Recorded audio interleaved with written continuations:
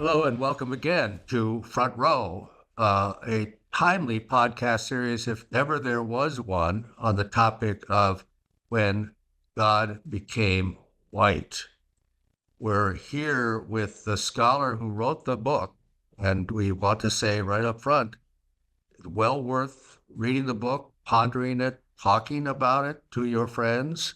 This subject is so much with us now as we enter a new period in our country where anything that's not white is condemned, possibly outlawed. Uh, we're recording episode 2, The Birth of a White Republic, which will take us right up to this present moment. But we're recording it in the second week of the second Trump term, where the executive orders are flying fast and thick. And deportations, mass arrests, edicts of various kinds, no monitors, no guardrails, no restraint at all. And in fact, a declaration that it's time to renew imperialism in the spirit of the 19th century. So we were speaking earlier, Grace, of this evolution of the term white, or the concept of whiteness in the concept of the 17th century, and you mentioned its presence here in North America. Is it relevant to this topic that in 1492, when Columbus sailed the ocean blue, Catholic Spain had expelled that same year, had expelled both Muslims and Jews, had created a pure Christian Spain? If it's relevant, how is it relevant, and how did then Christianity become militarized in an unprecedented way, unless you count the Crusades, and it's worth counting the Crusades. Yeah, I think militarism and Christianity, if we look at Christian history, went hand in hand because we forget that, Christianity emerged under the Roman Empire. So that was clear in the birth narratives, and there's King Herod and, the genocide that happened after he was born because they didn't want another king who was born. And so, a lot of the grumblings under the Roman Empire. So the Pharisees came to ask Jesus, who do we pay taxes to? That was a clear question to the Romans under the Roman Empire. So it has emerged under this kind of cruel empire, and it spread under the Roman Empire once Christianity became its religion. It will be the main religion. And it's always interesting when you study the growth of empires. If the emperor declares that, okay, Christianity is going to be the major religion, it's really a way to make people think the same way, to kind of control everybody that you are under my empire. So there's a lot of control that is associated with this. And under the Roman Empire, as they were going and sharing Christianity, they killed a lot of people. There was a lot of colonization happening. So militarism was there right from the beginning. And as you mentioned, during the Crusades, when, Muslims were murdered, and as they went to kind of colonize the rest of the world under the guise of, okay, we're spreading the good news. So an example would be when they came to Asia. So, telling Asians that we were terrible people, we were barbaric, we were heathens, because we never heard of the good news that the Christians were trying to share. So when we look at how Christianity spread, there was a lot of war, colonization, and death that is associated with it. So when you mention Spain and getting rid of the Jewish people and the Muslims, that is not a coincidental thing. It is the spread of whiteness, spread of this white colonial power that is married with Christianity. So some people can't differentiate the two, and sometimes it's so embedded together that you cannot even separate it.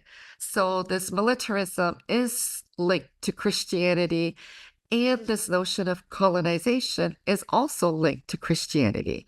When we look at what the British people did, and as they colonized India and parts of Africa and North America, there was a lot of genocide and death involved.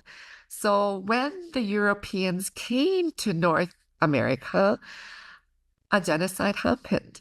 They believed in manifest destiny, in the doctrine of discovery, that if the land was not inhabited by Christians, you can take the land. So the Pope said, go ahead and take the land. How are you going to take the land? You're going to take the land by killing the people on the land. So that is how the genocide happened. And, I know there's tons of sports fans in the US, particularly football. And because I grew up in Canada, I don't watch football, but we know of the terrible kind of names like the Chiefs and the Redskins. And Native Americans have been saying for so long, get rid of these names. We're not mascots for you to make fun of. And when we look at particularly the name Redskins, that is a very racist term because it emerged when there was a bounty on the Native Americans. So the white people who murdered them got paid by the body. So you had to bring the body to prove that you killed the Native Americans. And then the white people complained, oh, the bodies are too heavy. So then they said, okay, just bring the heads, and then we'll pay you for the heads. And then they said, well, the heads are too heavy. So then they said, just scalp them and bring their redskins. So that's the term where it came from, and we're using it in sports, and kids are learning it, and it's just a horrific part of our history that is used as source of an entertainment. So we really have to be careful of the terms that we use and try to get rid of it. But, this is a horrific part of American history, this colonization and genocide and taking the land, because the church believed they are heathens, I'm barbaric, you can do whatever you want.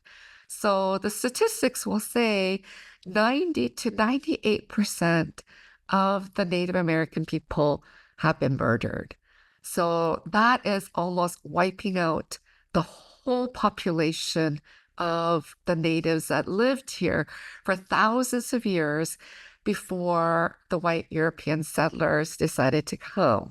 So understanding how this all links together with Christianity should horrify us as Christians, that this is part of Christianity.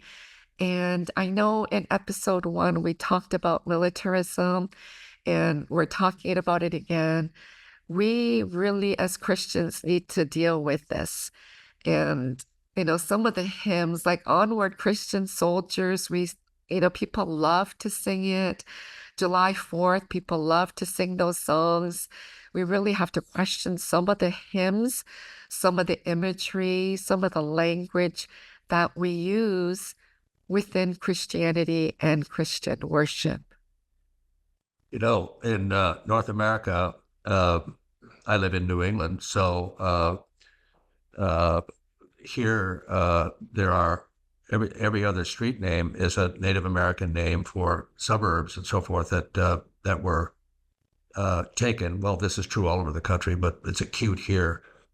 Taken. The people were exterminated, but the names remained as a kind of charming reminder, and almost, I think, as a salve to the conscience, maybe, that yes, we still remember Metacomet, the native name of the person they called King Philip. Interestingly, the Puritan settlers here, punched right through the Christian part and declared themselves the new Israel. And they, on the one hand, said, there's nobody here, so we could just take it. And then on the other hand, they said, well, we tried to convert them, they won't convert. Therefore, I don't know if people even realize that you mentioned the doctrine of discovery. It was affirmed as a valid legal document by the U.S. Supreme Court in the 19th century as they're doing the final genocidal push in the West. So it never really died. In effect, it was incorporated into the legal structure of the United States. If they're not Christians, you can take their land, Yeah. and you can take them and take their wealth. We should touch on a concept that you bring up in the book called degrees of whiteness. How people who are light-skinned aren't necessarily white until they are accepted as white, because that seems to be a big part of the American story. What I mean by that is we talk about the melting pot, but it's not really a melting pot. It's a fusion pot, or it's an assimilation pot. Uh, so, for example, I when I first read this, I couldn't really believe my eyes. Benjamin Franklin, of all people, was worried about Germans coming into Pennsylvania because he described them as swarthy. Very interesting, right? Even the so-called Nordic people weren't quite, they weren't English after all, right? The Scots-Irish were a little bit off, and then of course, Italians and Irish people took forever for them to be accepted as white. They were white adjacent until they were willing to think like white people. What did that mean? To identify with the white supremacy part of our country and to despise Black people. Yeah. So Say you're something about degrees of whiteness. Now, uh, the name model minority for people of Asian extraction, as they say, right, is also a little bit of how to say this, a little bit of kind of honorary whiteness, right? You're a model minority because you work hard, you have discipline, you defer gratification. That's almost good enough. Yeah. So you're hitting on the right thing, that this understanding of who white people are. And, in the first episode, I did talk about how the Aboriginals in Australia are Black people. These are kind of loose terms. It's just terms used by those in power to differentiate groups of people. So the category of white people that we know today are not who all were white, as you mentioned, the Italians and the Irish and some of the Germans. They eventually became white, but they weren't considered white. They were considered less than people, etc., not like the white kind of British people. But eventually the circle kind of widened. And today, the Jewish people would be considered white here in the United States, and they weren't considered white until more recent history. So I think we need to be aware that they're not these strict categories. It's very loose, and it changes over time. So as you mentioned, white people, Asian Americans are honorary whites. So that's been a term kind of placed on us from the 1960s. And when you think about it, okay, the term honorific basically is like elevating white people, saying, you're almost like white people, but you're not, because you are still yellow people. You're not like the rest of us, but we will kind of call you this honorific white. You're almost white, so you should be considered very honored that we're giving you this title. But it really is not a good title, and it's the stratification of human beings that racism wants to keep in place, and what whiteness wants to instill. So these terms and these categories, we need to understand why they emerged and how they're being used. So the model minority term that you mentioned, that also arose in the 1960s by sociologists. And when they were labeling us as Asian Americans and A little bit of the history is the Filipinos came 500 years ago. That is a long time ago. So we have 500 years of Asian American history here. But people all think, oh, we only came like 50 years ago, but that's not true. And Asia itself, we're so big that it includes India and the Philippines and East Asia. It's a huge continent.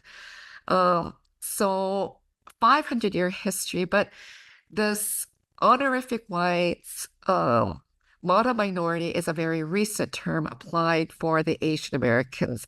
And when you break down the honorific whites, it was used to pit Asian Americans against Black people, against Hispanic people, against Indigenous people. So white people used us as little pawns, calling us honorific whites. We're almost good enough to be whites, but not white, and telling the other people of color, if you only work just as hard, or if you just study just as hard, then you will be just as great as the Asian Americans.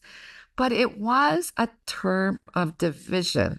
So it was to pit Asian Americans against Black people, against Latinx people, and against Native American people. And that's how white people can continue to have control. It's a divide and conquer sociological project. If you divide them and have them angry at each other, the white people, will be able to maintain their power. In certain ways, I see Trump doing this all the time. It's divide and conquer. He makes everybody fight against everybody else, and then he maintains his power. So we see this being played out by a lot of people in power. It's a divide and conquer. So when we look at American history, when we look at LA riots, that exactly is what model minority wanted us to do. Koreans against the Black people in LA. Huge riot. The more recent one is the Baltimore riot, which was a little smaller in scale, but that again was Koreans against the African Americans. But that's how this whiteness gets played out.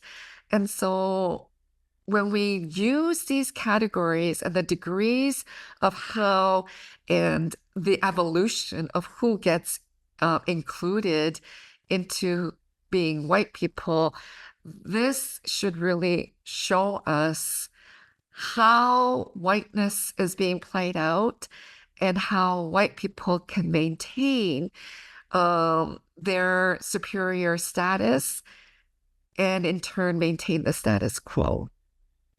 For sure, for sure.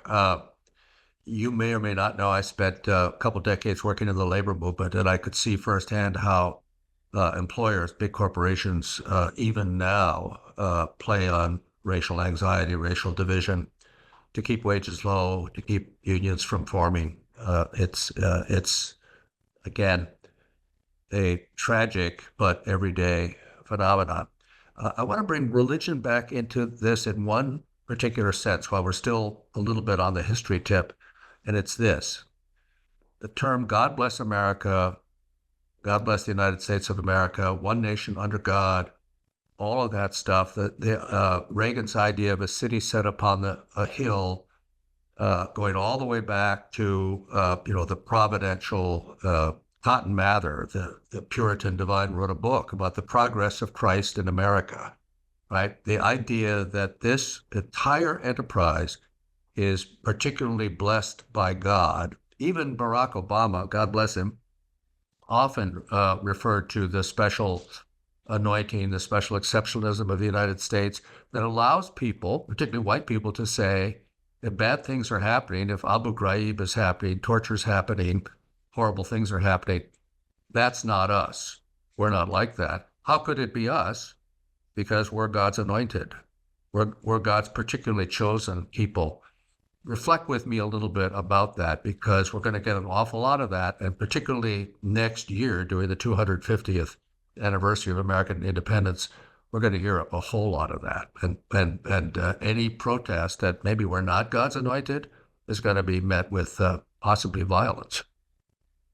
Yeah, so it is very dangerous what you are describing, um, making Christians these exceptional people, and this land is a Christian land, God anointed. That is all this what Christian nationalism is about.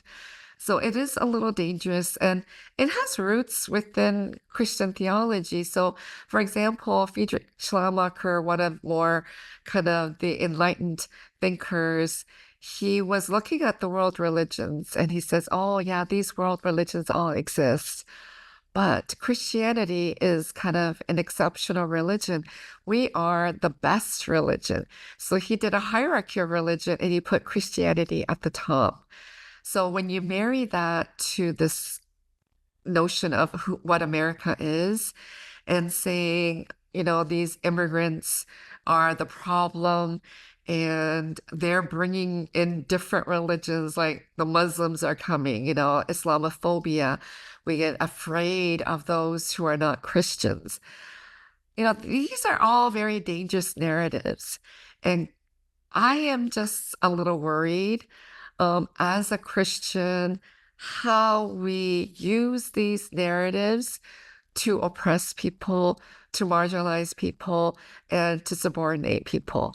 Because at the end of the day, it's going to be mostly people of color that the white Christians are going to label as the troublemakers, the problems.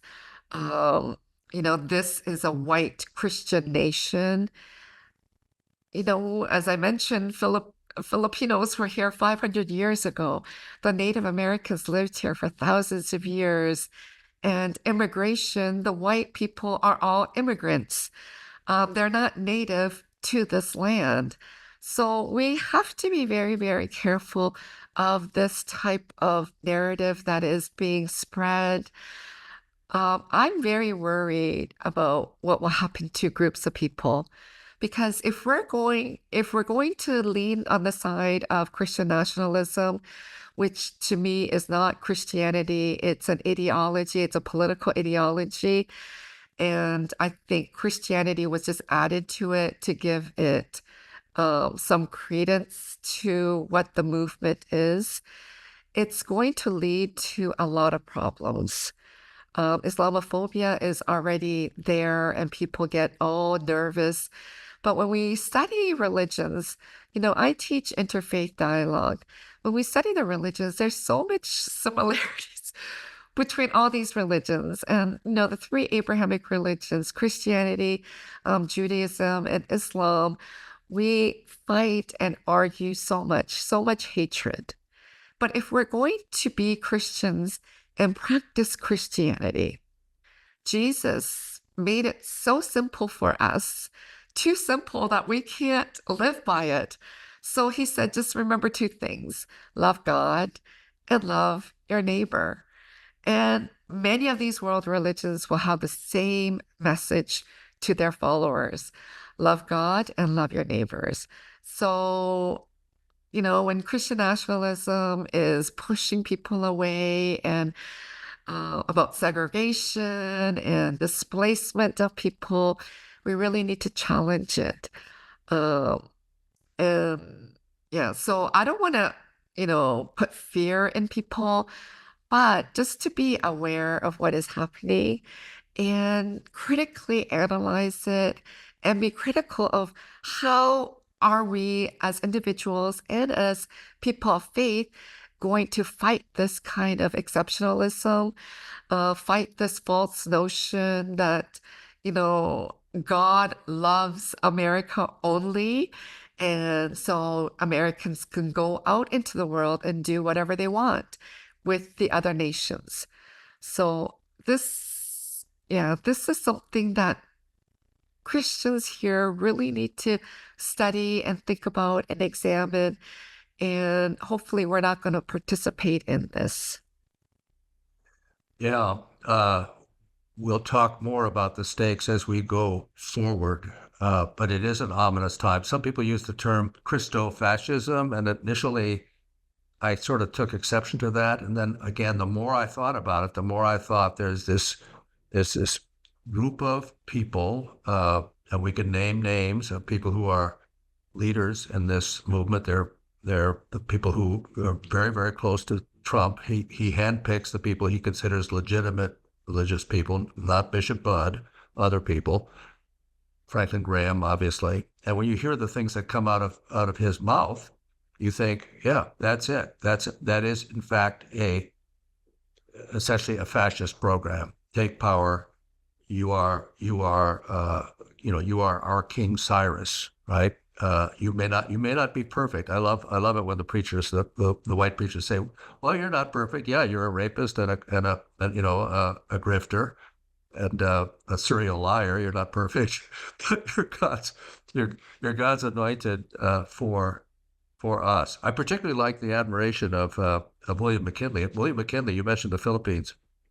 William McKinley, when the U.S. took possession of the Philippines from what was left of the Spanish Empire, he said, well, it's legitimate because we'll Christianize them, apparently being unaware that the Filipinos were the one Christian people in that part of the world. But that was the era which again, it was the Gilded Age, right? So the wealthy and political power were joined like this.